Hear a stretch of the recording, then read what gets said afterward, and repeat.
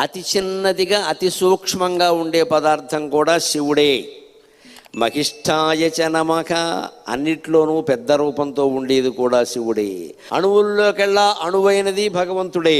మహత్తరమైన పదార్థాల్లో పెద్దవాటిల్లోకెల్లా పెద్దదైంది పరమాత్మే. ఇది శివమంత్రాల్లో చెప్పారు, ఉపనిషత్తుల్లో చెప్పారు. విష్ణు సహస్రంలో ఏం చెప్పారు? అణుర్బృహత్కృశస్థూలో గుణభృన్ నిర్గుణో మకాన్ అధృతస్వధృతస్వాస్యక ప్రాగ్వంశో వంశవర్ధనక భారభృత్కథితో యోగి. ఇవన్నీ ఎక్కడవే కదా. బృహత్ అణువు నువ్వే, బృహత్ పెద్దది నువ్వే. కృషక స్థూలక సన్నగా ఉన్నవాడివి నువ్వే, లావుగా ఉన్నవాడివి నువ్వే.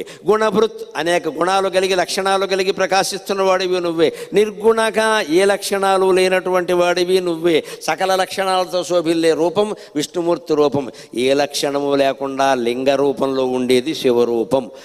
ఇద్దరు పరమాత్మ రూపాలే. శివుడు నిర్గుణుడు, విష్ణువు సగుణుడు.